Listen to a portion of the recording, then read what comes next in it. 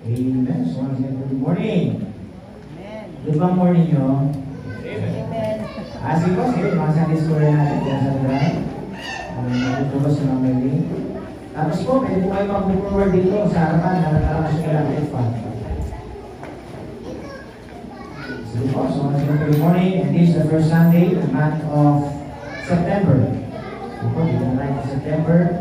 And salamat sa Diyos, sapagkat tayo po ay makarapos ay magpapatuloy sa biyaya ng Panginoon. Buksan po natin ating mga Bible, the book of Ephesians. Ephesians chapter 2, let's read verse number 19 down to verse number 22.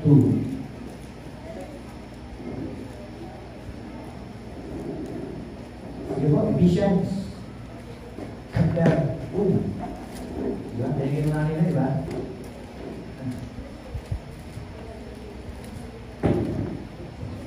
Verse 19.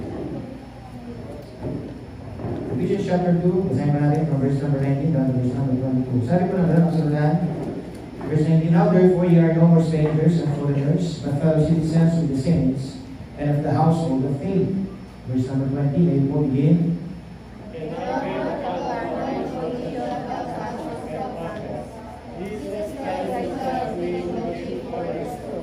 Verse number 21, in whom all the building duly framed together, groweth unto an holy temple in the Lord. Verse 22, sabi-sabi po tayo, begin, in whom you also are builded together for an habitation of God through the Spirit. Kaya lahat, ayun po sa linya namin, ang maraming Diyos sa gila sa lahat, ang po o Diyos ay ang po ng papasalamat sa mga kapatanaton. Minsan pa kami po ay humarap sa inyo, maglingkod sa inyo, at ang dalangin ko namin po Diyos sa Oros Espiritu, na patuloy po kami nakunin sa inyong mga salita.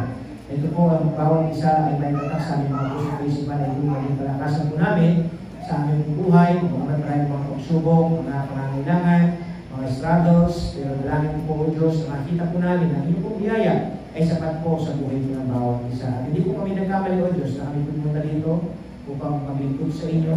Kaya nalangin po o Diyos, kayo po mangunang kumilos sa ating mga espiritu. Banalin po o Diyos sa lugar po ito, kayo po yung mga Sunday schooler na nasa likuran, hindi po silang pangunahan, pagbabayan sa kanilang buhay, at dalangin po o Diyos na matuto po sila na maglingkod din po sa inyong harapan. Paunahin po o Diyos, hindi po ako makita kung hindi ang inyong pangalan na pangalan at ang inyong bubog ang manguna po sa amin. At ilang dalangin sa pangalan ni Jesus. Amen. Amen. Kasi siret, huwag na po na ako. So once again po, good morning. Ay nagpapasalamat sa Diyos kapag tayo po ay nakakapagpatuloy sa biyaya ng Panginoon.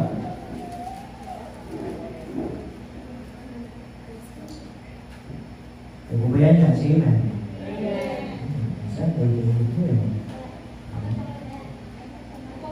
So, isama po natin sa panalangin pala yung mga Sunday school natin. So, nakaplano po. Gagawa tayo ng Sunday school dito sa site na nito, yung bodega at yung sangrat namin. Pukulungin natin yan. Tapos, lalagyan ng salamin, tapos lalagyan natin ng blackboard, at doon yung mga bata. Bubuksan natin yung bintana doon sa kabila. Parehong ingay doon. Kaya dito po sila. Kasi naayos po namin sa likuran, yung room po namin ay ililipat namin. Kaya medyo magulo po sa likuran. Tapos kung natin ngayon, gagawin po siya ladies room. Tapos dito sa banda dito, yung magulo dyan, gagawin po men's room. So yan po yung plan natin sa ating church. Pray natin. Ang Diyos ay mag-sustain at tayo lahat ay gamitin para po sa kagaganda ng gawain po ng Panginoon. So ngayon po, dito na po tayo sa mensahe po ng Panginoon. Handa na ba kayo? Amen! Gusto nyo matapos? Tapos na natin agad. Hindi ba nagsisimula, no? So sige, balik tayo dito sa ating nabasa. Sabi dito sa Ephesians chapter 2 and verse number 19. Nasabi na salita ng Panginoon Diyos dito, now therefore ye are no more strangers. No po? Natin, verse 19. Na nasabi dito, nasalita ng Diyos, kayo ay mga mananampalataya na. Kayo hindi na kayo mga estranghero. Hindi na kayo mga foreigner. Dapat pag sinabi natin foreigner, mga kapatid, yung bang hindi ka tiga doon. Dapat kunwari tayo, pumunta tayo sa lugar ng Amerika, foreigner tayo doon. Kasi hindi naman tayo taga-Amerika eh. Sila, pag pumunta sila dito, tawagan sa kanila, foreigner. Ano ba ba? Kasi hindi sila taga doon. So kayo, pansinin niyo pa salita ng Panginoon, kapatid. Now therefore, ye are no more strangers. Hindi na kayo mga estranghero, hindi na kayo mga foreigner, but fellow citizen with the saints. Kayo na ay mga kasamang mananampalataya, tagalangit. Bakit? Kasi nga tinanggap niyo na ang Panginoon sa inyo puso. Ang tanong, tinanggap niyo na ba talaga ang Panginoon? Amen. Kasi nakakalungkot dito, ang tagal na natin nag-uusap, ang tagal ko na nangangaral dito, lagi ko sinasabi sa inyo na kailangan nyo tanggapin ang Panginoon sa inyo puso sapagkat siyang daan, siyang buhay, siyang kaligtasan. Pero baka dumating pa rin ang punto hanggang ngayon, hindi ka pa rin tumanggap. Diba? Hanggang ngayon, hindi ka pa rin sigurado. Diba po? Di ba kayo nagtataka sa bawat mga posting sa M-Cares? Yun na lagi yung naririnig, tama? Yun na lagi naririnig eh. Diba? Tanggapin ang Panginoon, no? Magsisi ng kasalanan, mag-sinner's prayer. Bakit? Kasi yun yung first step para mapalapit talaga sa Diyos. So ngayon mga kapatid, sabi ng Panginoon, hindi ka na ngayon estranghero sa Diyos. Hindi ka na estranghero sa Panginoon. Bakit? Kasi sabi ng Panginoon, dahil mananampalataya ka na, kilala ka na ng Diyos. Bakit ka na kilala ng Panginoon? Kasi nga tinanggap mo siya, binigyan mo siya ng oras. Kasi may point sa buhay po natin mga kapatid, darating po yung time tayo lahat ay harap sa Panginoon. At ang sabi ng Diyos, sasabihin sa mga ilan, sino kayo? Hindi ko kayo kilala. Tama? Bakit sasabihin ng Panginoon yun? Magdadaingan yung mga tao, sabi nila, Panginoon, naglilingkod kami sa iyo. Panginoon, nagpumupunta kami ng simbahan. Pero sasabihin pa rin sila ng Panginoon, sino ka? Hindi kita kilala. Bakit hindi kilala? Kasi nga, hindi naman talaga nagsisimba. Bakit hindi kilala? Kasi nga, baka naman nagsisimba lang, hindi naman talaga nakikinig. Hindi naman talaga, sabihin natin, inunawa ang salita ng Diyos. Kaya nga sabi ng Panginoon mga kapatid, ngayon hindi ka na estranghero. Foreigners ka, hindi ka na foreigners, hindi ka na taga-ibang bayan. Kung hindi kasama ka na fellow citizen with the saints and of the house of the faith, household of God, na tayong lahat ay tagalangit. Alam niyo po ba mga kapatid, kapag ikaw ay tumanggap kay Kristo, ikaw na ay tagalangit. Kaya nga lagi yung sinasabi mga kapatid, sa Panginoon meron pong kasiguraduhan. May katiyakan. Bakit? Kasi ang Diyos ay sigurado. Nga po, verse number 20. Ano pa sabi ng salita ng Diyos yan? Verse number 20. And are built upon the foundation of the apostles, Jesus Christ Himself being the chief cornerstone. So ngayon, sabi ng salita ng Diyos, tayo ngayon ay ipinagbuklod-buklod. Pinagkaisa. Na ngayon ay meron tayong pundasyon. Sino pong pundasyon natin mga kapatid? Panginoong Yesus. Ano pa sabi no? Jesus Christ Himself being the chief cornerstone. Pag sinabi natin cornerstone, yun nga po mga kapatid, yung pundasyon. Di po ba sa isang bahay kapag may corner siya? No po? Pundasyon yun eh. Tama? Para hindi matumba. Tama po ba? So sabi ng Panginoon, siya ang ating cornerstone. Siya ang pinaka-chief cornerstone. Ang Panginoon, siya ang ating pundasyon. Sa Panginoon tayo dapat tumayo. Sa Panginoon tayo dapat sabihin natin ilagay ang ating pagtitiwala. Sa Panginoon natin dapat ilagay ang ating buhay. Bakit? Kasi nga, siya ang pundasyon ng ating buhay. Hindi po pundasyon ang pera. Amen? Hindi po pundasyon ang edukasyon. Yes, maganda ang edukasyon. Hindi po pundasyon ang trabaho. Dapat ang isang mananampalataya, ang pinakapundasyon niya ang Panginoon. Na po, ano pa mga kapatid? Verse number 21. Ano sabi ng salita ng Diyos yan? In whom all the building framed together, groweth unto an holy temple in the Lord. So pansinin nyo, sabi ng Panginoon, pansinin nyo yung isang building. Yung isang building mga kapatid, pinagkadugtong-dugtong, nilagyan ng frame. Na po, pinagkasabi natin, yung bang pinagdikit-dikit. Na po, so ngayon mga kapatid, hanggang yan ay lumago. At yan ay maging banal na templo ng Panginoon. Kaya sabi ng Panginoon, mga kapatid, tingnan natin yung building. Verse number 22. In whom ye also are builded together for an habitation of God through the Spirit. Could you imagine ang sabi ng Panginoon? Ngayon, kayo nga ay tinatag na magkakasundo, tinatag na magkakasama. Na po, na ano mga kapatid, bakit tayo pinagkadugtong-dugtong? Alin naging pagitan sa atin, alin mga sabi natin yung nagdikit sa atin? Yung banal na Espiritu. Sabi niya, no? Habitation of God through the Spirit.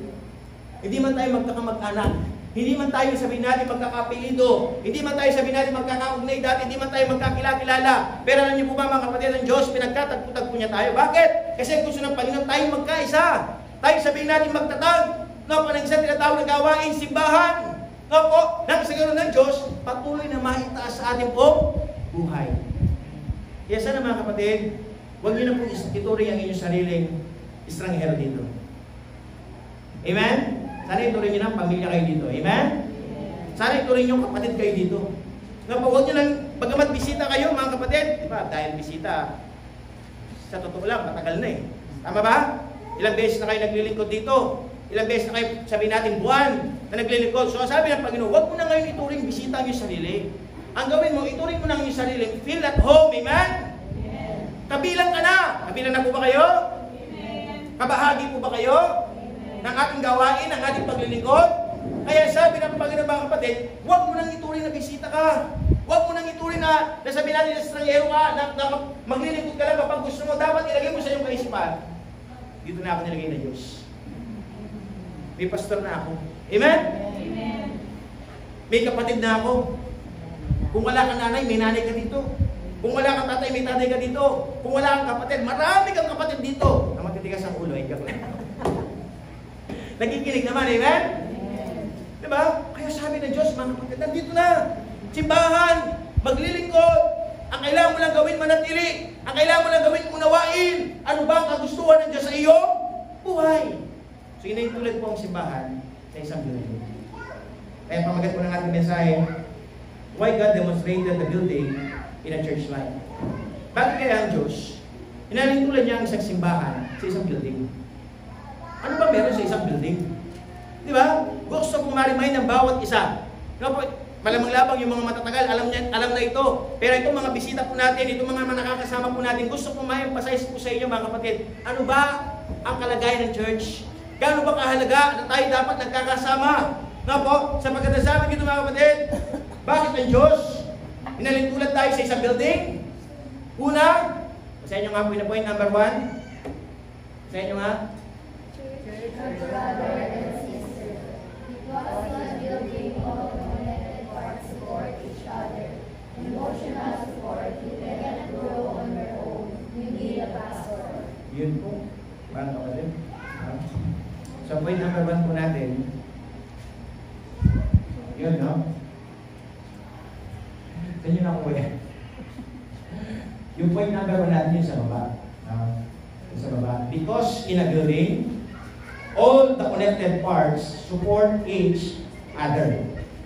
Nga po, sa isang building, lahat ng mga parte ay connected.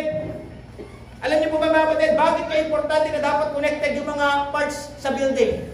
Kasi kapag connected, nagiging matatag. Tama ba? Kapag connected yung mga parts, nagiging sabihin natin nagsusupport. Naranasan niyo na po ba, nakita niyo ba yung isang parts ng building? Yung, unahin lang natin yung hollow blocks. Yung hollow blocks. Di ba kapag mag-isa lang yung hollow blocks? Anong gagawin mo? Malakas ba yung isang hollow blocks? Ha? Di ba nga, dali mabasag?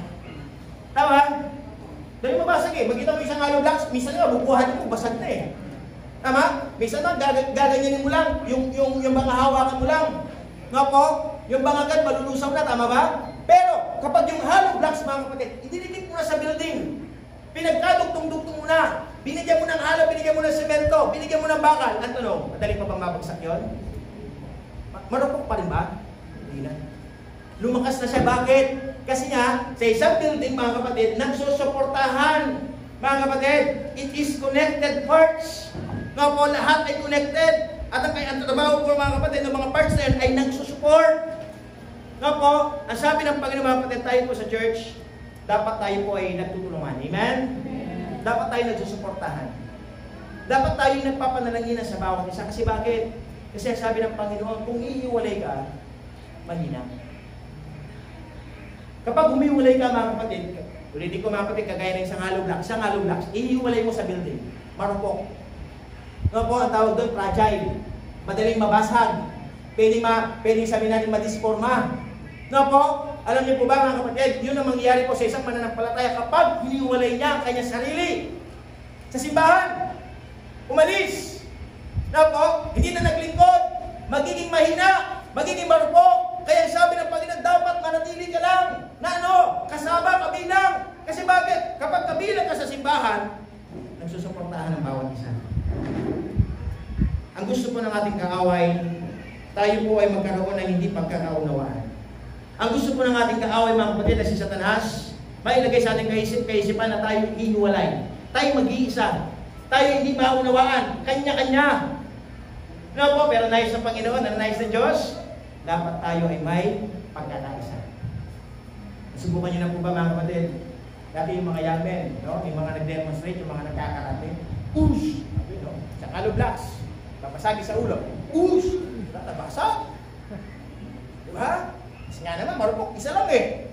Diba? Pero subukan mo yung ulo mo, itug mo sa pader.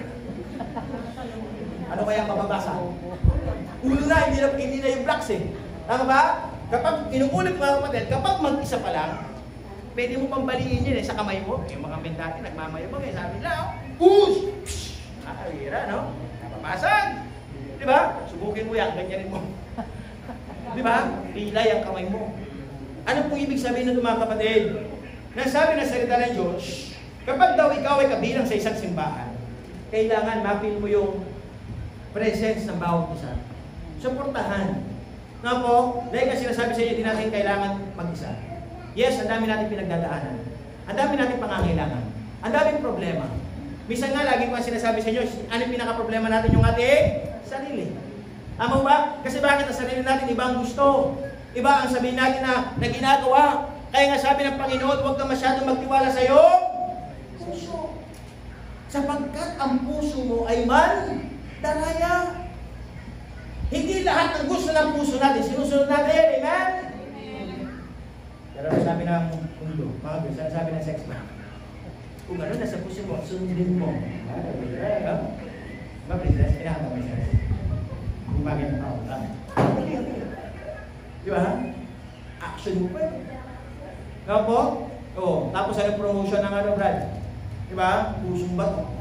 O, joke ka lang ng di ba? Oras-oras sana, di ba? O, di ba? O, yan eh. Naalala ko na pusong bato eh. Pero dati kinakanta rin ni Nice ito eh. Ay, hindi lang kinakanta. So mga kapatid, inuulit ko po. Bagamat iba't iba man ang ating pinagdadaanan, patuloy lang. Amen? Patuloy lang tayo magsimba. Kasi pag hindi na kayo nagsimba, hindi na kayo kasama sa church. Tama ba? Kasi bakit? Wala ka doon sa dapat lugar mo. Tama ba? Kaya every Sunday, dapat ang isang mananampalataya naglilingkod. Pumupunta ng simbahan. Nagbibigay ng oras para sa Panginoon.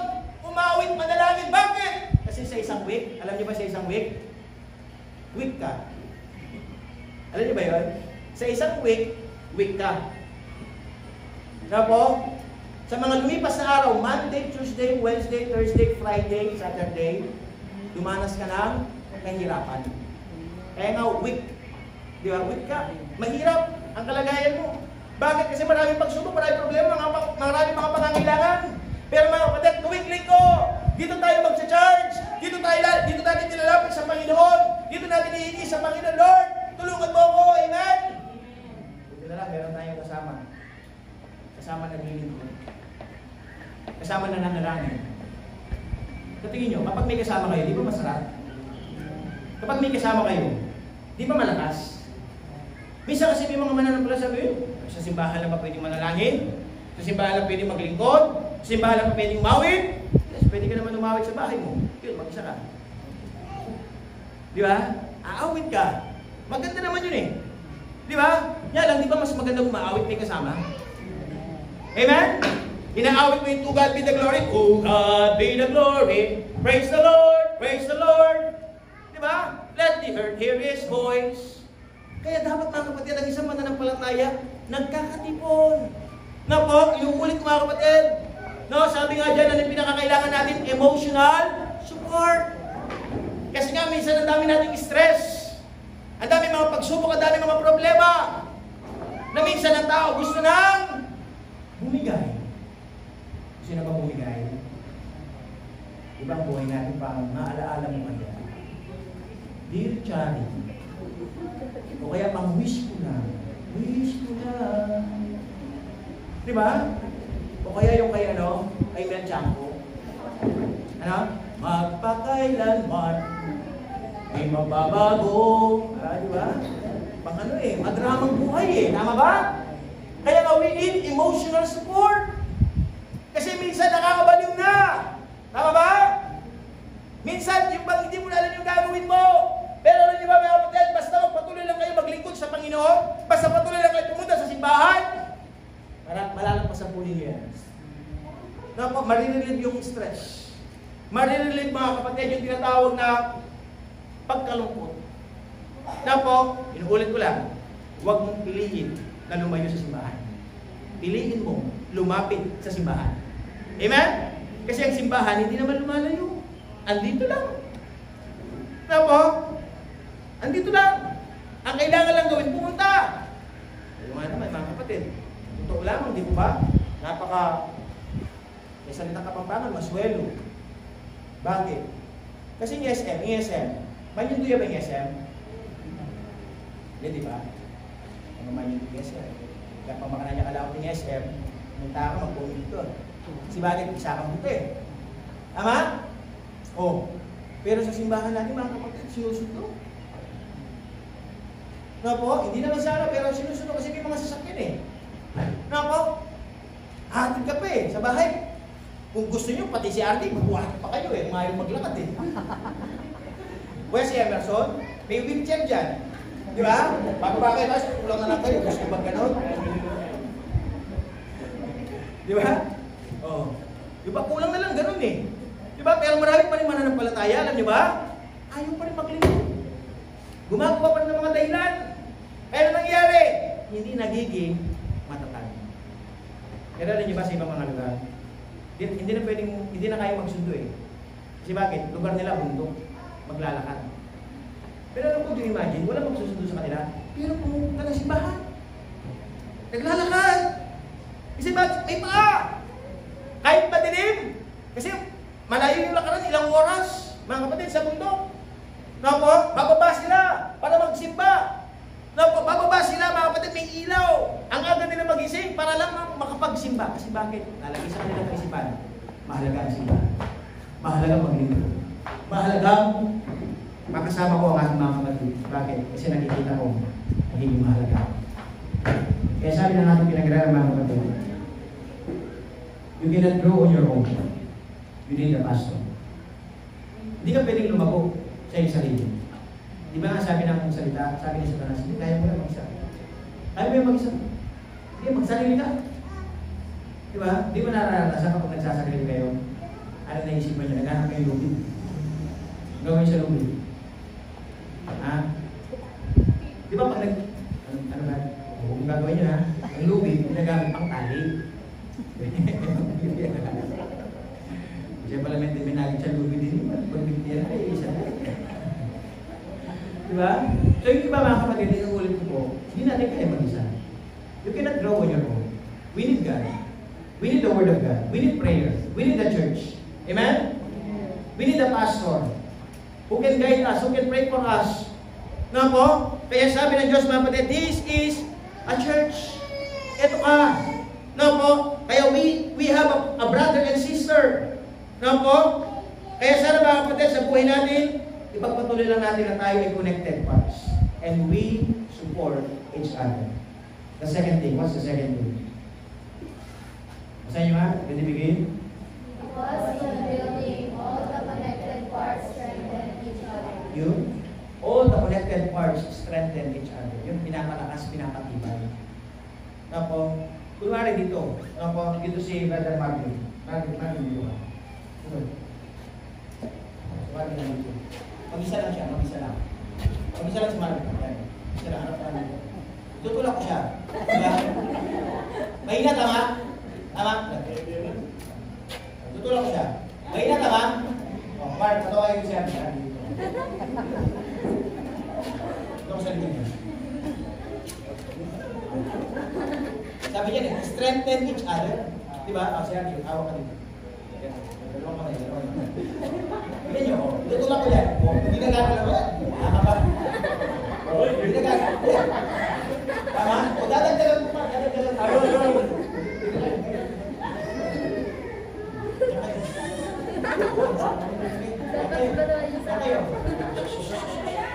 Hawak kayo. Kunwari, no? Bibigyan ko na ng piyasa. Ayusin nyo. Kung itutulak ko yan, hindi ko na matitinag. Tama? Tama? Hindi ko naman titinag. Kumari, mag-isa lang siya. Bitawan. Kailan mag-isa? Tutulak ko lang ito. Madali ka. Tama? Po, so gusto ko pag-emphasize ito mga kapatid, kung mag-isa ka lang, agad ka matutumba. Pero kapag may kasama ka, mga kapatid, pag may kasama ka, malakas ka, tama ba? Hindi ko na magalaw, oh. Tama? Hindi ko na siya magalaw. Pero kung mag-isa lang siya, mga kapatid, madali lang siya, kahit ano yung ganyan yung tawag sa mga. Pero kapag yan, mga kapatid, ay nakahawak, meron lang pumipigil. Tama ko ba? Kaya sabi ng Diyos, mga kapatid, in a building, they are connected parts because they strengthen each other. Meron naman ngayon, no? Di ba? Para lang itong bakal, eh. Di ba? Yung pambakal. Na po, na hindi lang basta nakatayo, agad nakatayo lang kayo. Nakatayo lang, hindi sila connected. Tama, matutulak ko pa ito, eh. Tama? Nakita niyo po ba? Shhh! Makinig. No?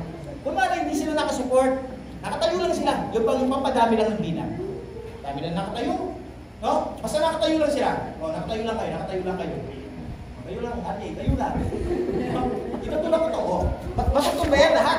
Tama ba? Tama? Di ba ito ba sila? Kasi bakit? Pagpadami lang sila, eh. Pero kapag nag-connect yan, nag-connect. Hindi ko na matutulak yan. Tama? Naintindihan niyo po ba? Sige.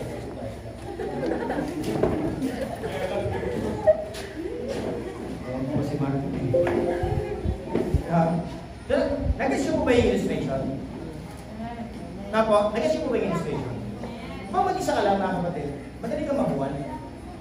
Ang dami mo mga kasama, yan lang nakatayo lang. Tinulak ka, matutupali sila, eh. Pero kapag kayo nagsuportahan, nag-connect, mga kapatid, kahit ano pa man yan yung tulak sa'yo, dahil meron ng sumusuporta sa'yo, malakas na. Amen? Yun po ang church. Yun po nais na Diyos. Yun po ang Panginoon sa buhay natin. Kaya sabi ng Panginoon, mga kapatid, hey, stay on your church. Don't leave. Just go on. Nung ulit mga kapatid, kahit na mahirap, simba ka lang. Kaya namin sa hindi mo maintindihan, manalangin mo. Punta ka lang sa simbahan. Every Sunday. Ano ba every Sunday? Every 9 o'clock. Alam niyo po ba simbahan ito hindi sarado? Bukas. Bukas para pumunta ka. Bukas para manalangin. Na po? Kasi bakit? Kasi nga, dito tayo magpapalakas. Sa inyo mga kapatid, ano nagpapalakas sa inyo? Ano nagpapalakas sa inyo? Mga men, ano nagpapalakas sa inyo? Alam ba? Nakainom ako, malakas ako, Ganun ba, Glenn? Diba? Hindi ka no? Dati si Emerson, sumacycling daw sila, nagsishot si Emerson. Yung atawag kasi Brad, Chembot? Nagsisimba na daw doon sa tumatalon na. No? Nagsisimba siya sa tumatalon. No? Pero minsan, nakakapag-sideline pa. No po? Ang tanong, lumalakas ba siya doon? Alam niyo ba yung ibang mga kalalakihan? Ang mga lalakihan, di ba kapag may nakitang lasing, pinagtitripan. Kasi bakit? Alam nila, hilo yun, eh. Alam nila, mahina yun, eh. Pero pagtipan tayo, malasing dito, eh. Di ba? Makagandita na ngayon. Di ba? Ano ibig sabihin? Hindi ka sa alak lalakas. Di ba po? Ang totoo lang, malalagay yung buhay mo sa kaiyan. Minsan nagkakala ng iba, pag hindi po nakainom, mahina ako, eh. Pero pag nakainom ako, malakas ako. Makapalat pa mo. Di ba? Di ba napansin? Kapag kasi ang tao nasa tamang katinuan, may hiyan. Pero pag wala na sa tamang isipan, wala nang hiyan. Tapos, nasabi na sila ng Diyos, huwag kang kumuha ng lakas, alak. Huwag kang kumuha ng lakas sa iba. Tapos, dapat ang kalakasan mo, kunin mo sa Panginoon. Tapos, kaya sabi na salita ng Diyos, mga kapatid, in a building, they are all connected parts and they strengthen each other. Tapos, would you imagine, tingnan yung illustration. Sa pagpunta sa mundo. Sa pag-akyat sa mundo. Tapos, ang gagawin mo na ng iba, maglalagay mo na ng isa, eh. Tutulak, ipupush. Yung isa. Kasi pag nasa unahan na, mga kapatid, meron na maghihila. No po? O kaya meron na makakapaglagay ng lubid. No po? At ihahagi sa'yo. No? Yun ang nais ng Diyos. No po, na dapat, inuulit mga kapatid, just remain in your church. Go to church every Sunday. No po? Maglingkod ka, magpakalakas ka. Sapagkat yun po ang nais ng Diyos sa buhay po natin. In a building, all connected parts strengthen each other. The third thing, ang pangatlo po. What's the third thing? Basahin nyo nga. Thus, in a building, all the connected parts defend each other. All the connected parts depend each other. Yung pag dumidepende ka sa kasama mo. Na po, sabi ko nga sa inyo, sa isang building, ano yung mga parts ng building? May hollow blocks, may semento, tama ba? May buhangin, may bato, may bakal. Tama po ba? So ngayon, itong mga limang parts na ito, na po, ang nangyayari dito mga kapatid, yung bang sila ay nagdidepend sa bawat isa. Na po, yung may isang poste dito, may isang poste dito. Mahina pa rin yung dalawang yan. Pero pag nilagyan mo dito mga kapatid sa taas, yung tinatawag na beam, na po, lalakas yan. Kaya nga, pasilin nyo mga kapatid yung bahay. Kapag nagasinta ka dito, ahawakan mo ng ganyan yung hollow blocks, yung parang gumagalaw eh. Tama ba? Pero kapag nalagyan na nabuhusan na yung poste, nagkaroon na sa tinatawag yung bang nag-connect na sila, na po yung bang naghihilahan na sila eh. Tama ba? Naghihilahan na, ibig sabihin matatag na. Pero kung papasin mo, ito nga dati, kung hindi lang nakadugtong ito, pag ginanyan mo ito dahil ang haba niya eh. Nga po, pag ginanyan mo ito, gumagalaw siya. Kasi mahaba eh. Pero ngayon, hindi na magalaw.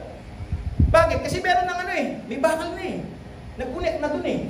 No po, nagsarado na dun, kaya ano mo nangyari? Lumakas. Bakit mga kapatid? Kasi nagdidependihan. Hindi nagtutulakan. Na po, pwede sila sabihin na pilit na, humahawak. Kaya sabi ng Diyos, mga kapatid, sa church dapat maging ganun. Kahit, pwede ba natin tingnan yung likod natin? Tingnan nyo. Makikita nyo ba yung likod nyo? Sino nakakakita ng likod nyo? Yung kasama mo, tama ba? Tama? Sinubukan nyo na ba tinignan nyo likod nyo? Pastor, kaya kong tignan yung likod ko. Kuha ko ng salamin. Diba? Oo, tama. Kaso mahirap pa rin. Tama ba? Na po? So kayo mga kapatid, sino talaga yung nakakatingin sa'yo? Sa likod mo? Yung kasama mo. Tama po ba? Minsan nga, hindi natin abot eh. Diba? Meron kang ginuha, di mga abot. Minsan nga yun. Nangangamot ka. Pila mong minaabot. Diba? Diba? Pero papaano mo sa kasama mo? Makakamot niya. Na po? So para ba yung mga kapulisan? Ano yung mga kapulisan? Yung mga kapulisan kapag lumulusob yan, rumodus pende, may mga posisyon yan eh. Tama po ba?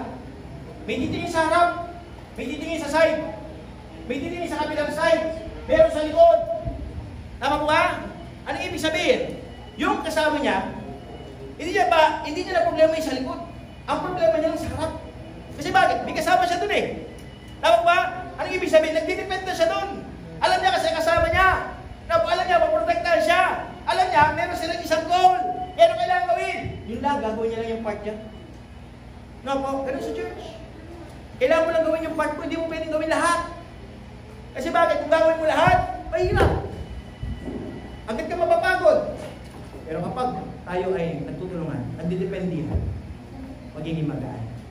Na po, nagaya po yan mga kapatid, lagi ko sinasabi sa inyo, ako bilang pastor, hindi ko kaya lahat. Lagi ng church natin. Ilang barangay tayo. Na po, buti nila, may mga workers. Meron na marunong mag-drive. Na po, meron na marunong magsalita, mag-Bible study. Amen? Hindi ko mawala si pastor. Ay, wala si pastor, hindi na tayo magiginig. Si pastor lang gusto kong makapaginggan eh. Hindi, amen? Basta't nag-aayag yan ang salita ng Diyos. Bata man yan, mga kapatid, kailangan kang makinig. Masalamat ka nga, pinag-pray ko. Amen? Kaya ganun mga kapatid, dumating man yung time, hindi ako makapasyal. Pero may pupunta doon. Di ba? Eh, Brother RJ mo yan eh. Di ba? Ano ba dala ni Brother RJ? Dala ba niya yung sarili niya? Sino pinapangaral ni Emerson? Pinapangaral niya ba sarili niya? Pag nangaral si Emerson, ay magtiwala kayo, mubuka na ako. Di ba? Kung na naman po yung pamangailangan yung ibiyak ko man. Eh naman politiko eh. Di ba? Yung pinapangaral namin, isa lang naman eh. Tama po ba? Sino dala-dala ko? Sarili ko ba? Hindi. Ang dala ko, salita ng Diyos. Ang pinangapangaral ko, salita ng Panginoon. So, ibig sabihin, pa-test ko lang. Amen? So, ibig sabihin, kailangan pa rin makinig. Kailangan pa rin sabihin natin ng unawa. Kailangan pa rin sabihin natin na, mahina lang siguro prayer nito. Yan po. Mahina lang siguro prayer nito. Si brother lang nila. No, mga kapatid. Kailangan natin na maraming panalangin. Na po, kaya sabi ng Diyos, just keep on. Patuloy lang tayo maglingkod. No, patuloy lang tayo mag-depend each other. No, meron tayo isang nanay dito. Nagsa-albalutan na. Umuwi na ng Mindanao. Andiyan sila, nanonood. Sumakay na ng airplane. Si Nanay Flor. May dalawa siyang dalawang bodyguard. Si Justin at si Gerald. Mga po, pinatid namin kahapon sa airport. So, bagamat sabi ko sa kanila, bagamat malayo. Siyempre, hindi natin mapigilan yun. Dala ng pangangailangan eh. Magtatrabaho, magpapagamot.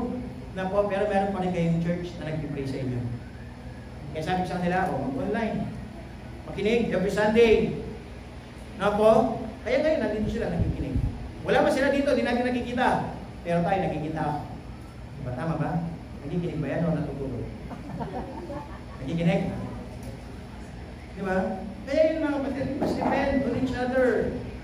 Na po, kaya gawin natin yung responsibility natin. Bilang mga mananampalataya, and I believe di naman kayo pupunta dito dahil gusto nyo ng relief. Tama ba? Amen po ba? Di naman kayo pupunta dito dahil sa mga relief. Tama? Pupunta kayo dito bakit? Dahil sa... tara simba tayong baptist, kayong baptist. Pastorin po, nakakit niya, panay yung Mami Relief TV eh. Kaya ang Facebook. Di ba? Tadi na, nakatama mo relief. Simba tamo pet.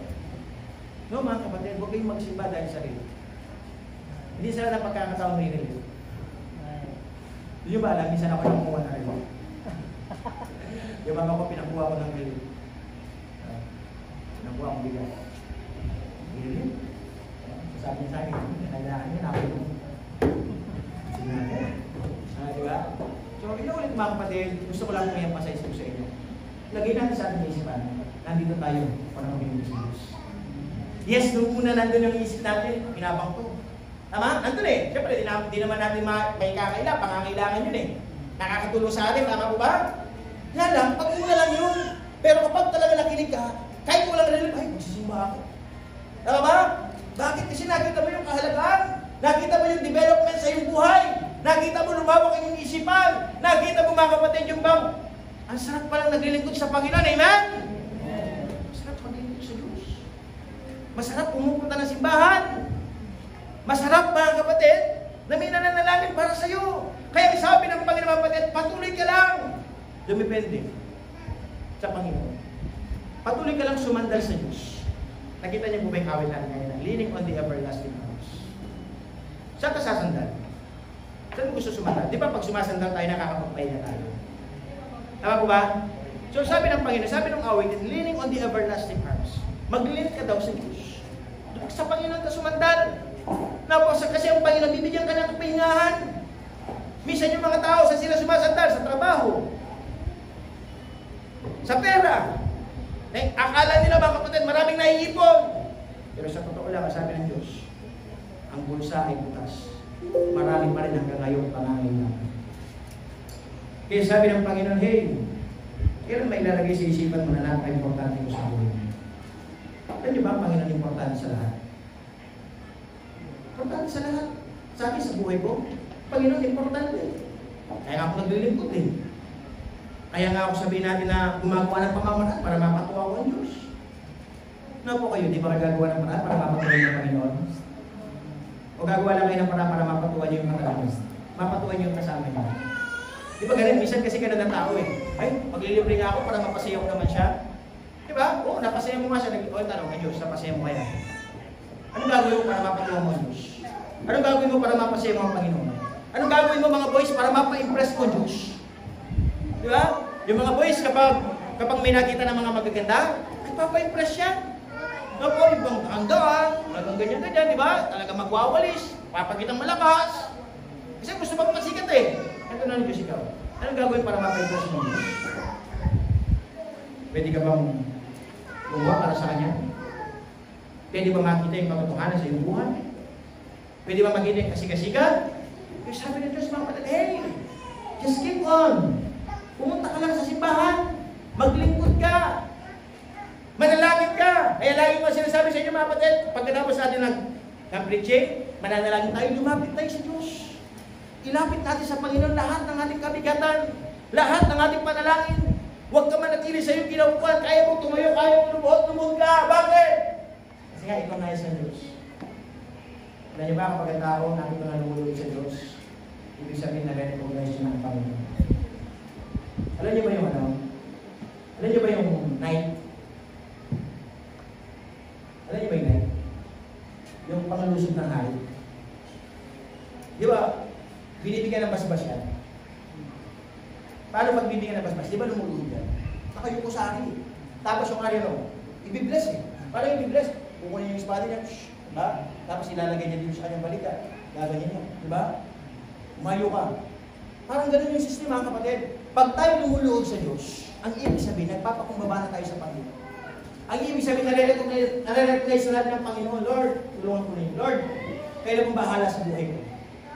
No po? Kaya sabi ng Panginoon, hey, every time you hear the Word of God, make a response. Make a response. Kasi bakit? Naliwanagan ka eh. Naintindihan mo salita ng Diyos. Kaya sabi ng Panginoon, hey, just come, pray, kneel. Kaya sabi ng Diyos, have faith. And I will show you how mighty God I am. Sabi ng Diyos. Papakita ko, sabi ng Panginoon, papakita ko kung gaano magaling ang Diyos. Sasabi mo na ba magaling ang Panginoon? Mga ladies, sasabi niyo na bang magaling ang Diyos? O lagi mo sinasabi, magaling ako. Magaling ko. Ang galing ko. Alam niyo ba? Wala naman tayong kagalingan kung wala ang Diyos eh. Kaya sa buhay natin, magaling ang Diyos. Tapos, ang Diyos lagi nasa right timing. Ang Diyos lagi nandoon, mga kapatid. Kaya sabi ng Panginoon, huwag mong tignan yung sarili na ikaw ang magaling. Tignan mo dapat lagi. Sana lumalabas sa bibig natin. Galing ng Diyos. Hindi si Pastor ang magaling. Panginoon. Bakit? Kasi instrumento lang si Pastor. Di ba nga sabi nga sa inyo, ang instrumento pwede palitan. Ano ba? Kumari kayo, instrumento rin tayo. Gagamitan tayo ng Panginoon eh. Pwede tayong palitan. Kung hindi na tayo gagamit-gamit. Kung hindi na tama ang puso natin. Tama? Kung hindi tayo namumuhay doon sa tama, pwede tayong palitan ng Diyos. Pero as long na tayo sumusunod sa kagustuhan ng Panginoon, tayo ang patuloy ng gagamitin. Ang tanong kayo, ano gusto niyo? Palitan kayo ng Panginoon o kayo gamitin ng Diyos? Sana patuloy tayo ng Panginoon. Kaya sabi ng Diyos sa inyo, church building. Ang church para siyang building. Hindi niya kayo mag-isa. Kailangan connected. They support each other. No, they depend on each other. They strengthen each other. No po? Kaya sa buhay natin mga kapatid, the challenge for this morning, just keep on serving the Lord. Mga bisita natin, always go to church. Maalis natin yung mga dahilan. Yung mga labahan, iwanan nyo muna. Pwede naman kayo maglaba katapos sa simbahan. Amen? Amen. Kahit na masakit. Diba? Si Sister ano, dahil pumasok siya na sekretary sa school. Diba? Lagi na lang daw siya nagsusulat. May lagnat. Pero sabi ng nanay, punta ka sa church para lumakas ka kahit na may lagnat ka, kahit na nahihilo ka. Diba? Dapat ganun eh. Tama ba? Kasi bakit? Ibig sabihin ng kalakasan natin ang Panginoon. Huwag natin pairalin yung kata. Alam niyo ba si kata? Katamaran. Diba? Pilitin natin ang ating sarili kasi kung palusing lang tayo may sarili tayo, bisbuli na rin magpera. Buli na rin lang gagawan. Ay! Pag-Facebook na ka, pakanyang-kanyan.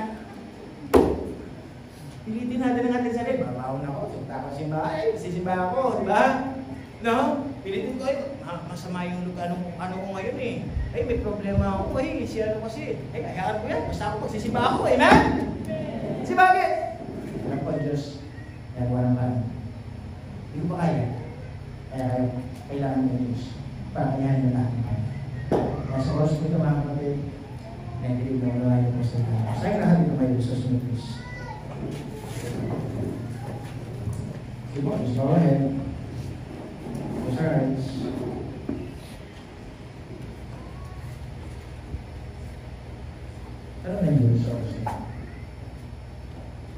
samahan mo ba ang aking salita? Nakinig ka ba? Anong gusto mo? Anong tingin mo bakit ka namin? Dito ka ba dahil makita ka lang? Dito ka ba dahil gusto mo lang magpa-impress?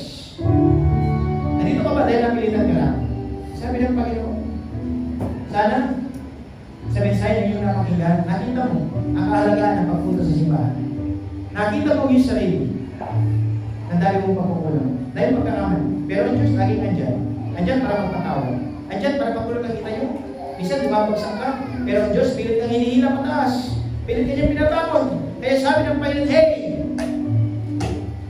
Every Sunday, punta ka ng simbahan. Iwanan mo muna yung ginagawa mo. Huwag muna yung trabaho. Huwag muna unahin ang labanan. Huwag mo muna pasilin ang problema. Sabi ng Diyos, magtiwala ka muna sa akin. Lapit mo ang iyong kabigatan, ang iyong pagsubok sa Panginoon. Kaya sa oras po ito, kinausapin ng Diyos, papiniway natin.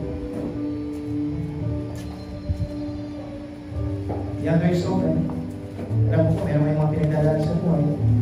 Hindi nyo kaya mag-isa. Kailangan ng Panginoon. Kaya na ng Diyos, kaya papalulo. Kaya po kayo lalaki. Kaya mo sasabihin, Lord, kailangan nila sa buhay. Lord, importante po kayo. Lord, kailangan ko ang iyong biyaya. Dami ko lang. Dami ko mga pangangailangan. Pero nawa, makita natin, kaya ng Diyos. Kaya ng Panginoon. Sapagkat ang Diyos ay makapangyarihan. Ang Diyos ay makapagod. Ang kailangan lang natin gawin ay magpatuloy, maglingkod, pumunta ng simbahan, umawi, napanalangin na awiin, at patuloy makinig na salita ng Diyos. Hindi man po tayo perfecto. Meron man tayo mga pangit na pagbukan. Meron man tayo mga hindi pagkakaunawaan. Hayaan natin ang mga bagay niyan. Kung yan ang mga pumipigil para sa atin, sapagkat sabi ng Diyos, yan ang pamamahala ni Satanas. Kaya sabi ng Panginoon, just look unto Jesus, the author and the finisher of our faith. Patuloy lang tayo tumingin sa Diyos. Hindi ka nandito para magsimba sa tao. Nandito po tayo para paglingkuran ng Diyos. Purihin ang Panginoon sa ating mga buhay. Kaya sa oras po nito, patuloy mo nilapit ang iyong mga sarili sa harapan ng Diyos at tulungan sa ating mga sulutan. Dalangin mo yung pamilya, yung nanay, yung tatay, yung asawa, yung anak, yung kapatid. Lapit natin lahat sa Panginoon sapagkat tanging ang Panginoon ang makakatulong sa atin. Maraming Diyos na tila sa lahat. Kami po ang Diyos ay nagpupuri po nagpapasalamat. Minsan pa, yung mga salita ay nakalit po Diyos sa ulo ng mga isa. Kaya ito po yung nagiging paalaala sa inyo pong mga anak. Kung gano'n pong halaga, maglindog. Gano'n po pong halaga, may simbahan. Gano'n pong halaga, na kami pong lahat ay nagkakatin po, nagkakaisa. Kaya isang layo na para matuloy po kayo ng itaas. Purihin ang inyong pong banal na mga. Dalangin po Diyos, huwag po namin ihiwalay ang aming sarili. Huwag po namin masyadong sundan ang gusto ng aming puso. Sapagkat ang gusto ng aming puso, minsan ay napapalayo sa inyong kagusto. Kaya Lord, kausapin niyo po ang buhay ko ng bawat. Na kayo po maging ilaw, na kayo po maging pag-asa, na kayo po maging kasiyahan namin sa aming mga buhay.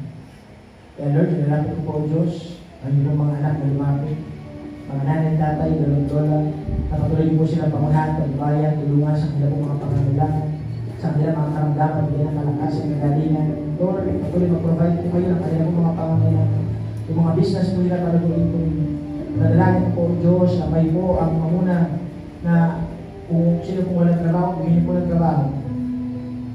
Sana po Diyos patuloy na mangarap po kami na kasama kayo sa aming mga buhay. Bless you po Diyos, bawat mga yang dito, mga kabataan, mga anak, na sana po Diyos magkaroon ng tamang kaisipan. Maalis ang katigasan ng ulo. Bigyan ng karunong sa kanyang pag-aaral, mailagay po sa kasamang barkada, at nadalangin po o Diyos, ipagamit ang kanilang mga talento para po sa inyo pong kapulihan. Lord, maraming salamat po Diyos. Kayo pong aming buhay, kayo pong aming talumpay. Kaya Lord, patuloy po invest sa church po ito sa aming mga bisita, na sana po magpatuloy lang po sila. Kami lahat, sama-sama, maglingkod, gumawa ng mga bagay para po sa iyong kapulihan.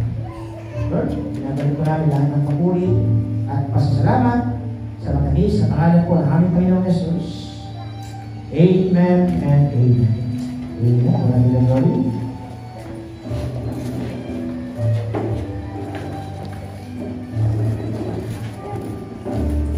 Okay. Sinabi ko. Tawa mo na. Kahit ang apat.